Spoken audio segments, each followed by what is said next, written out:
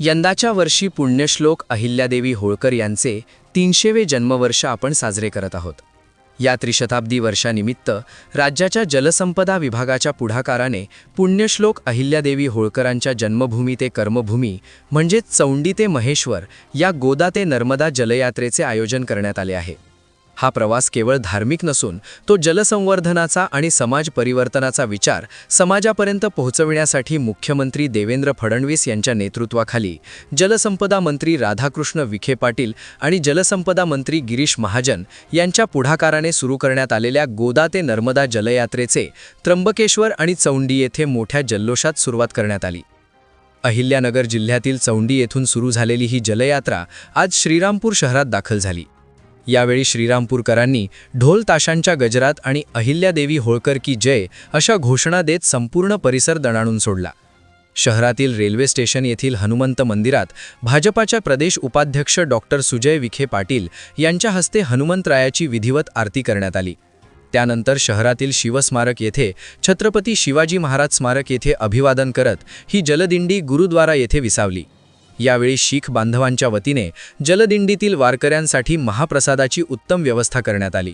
यावेळी गुरुद्वारा व्यवस्थापन समितीच्या वतीने डॉक्टर सुजय विखे पाटील यांचा विशेष सत्कारही करण्यात आला।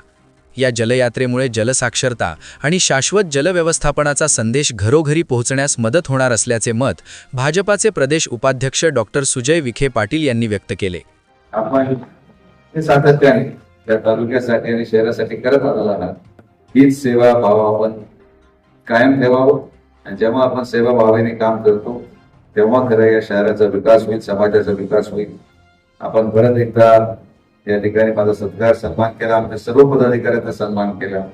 पुण्यश्लोक अहिल्याबाई होळकरांच्या 300 वर्ष जन्मोत्सवाला पूर्ण होत आहे। त्रिशताब्दी सोहळा म्हणून आम्ही चौंडी ते महेश्वर म्हणजे जन्मभूमी ही चौंडी आहे आणि महेश्वर इथे त्यांची समाधी आहे असा हा प्रवास पाण्याच्या महत्व सांगण्याच्या दृष्टिकोनातून करत आहोत।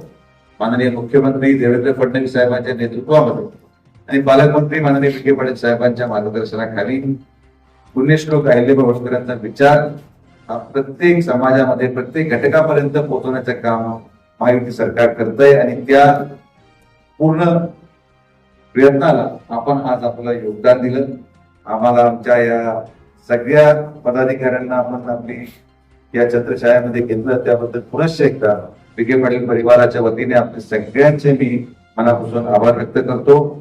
यावेळी भाजपा जिल्हाध्यक्ष नितीन दिनकर, उपजिल्हाध्यक्ष दीपक पटारे, भाजपा तालुकाध्यक्ष बाबासाहेब चिडे, शहराध्यक्ष जितेंद्र छाजेड, नगरसेवक श्रीनिवास बिहाणी, भाजपा नेते संजय फंड, गटनेत्या वैशाली चव्हाण, नगरसेवक सिद्धार्थ फंड, दीपक चव्हाण, महानगराध्यक्षा अनुराधा आदिक, संजय छल्लारे, बंडू कुमार शिंदे, युवा नेते सागर बेग, नानासाहेब शिंदे, नगरसेवक संजय गांगड, रवी पाटील, नगरसेवक आशिष धनवटे, मनोज लबडे, माजी नगरसेवक रवींद्र गुलाटी, राजेश अलग, हिंद सेवा मंडळाचे मानद सचिव संजय जोशी, युवा नेते तिलक डुंगरवाल, केतन खोरे, जिल्हा परिषद माजी सभापती शरद नवले, डॉक्टर शंकरराव मुठे, भीमराज बागुल, रुपेश हरकल, धनश्री दाभाडे आदींसह महायुतीतील पदाधिकारी कार्यकर्ते त्याचबरोबर शहरातील नागरिक मोठ्या संख्येने उपस्थित होते।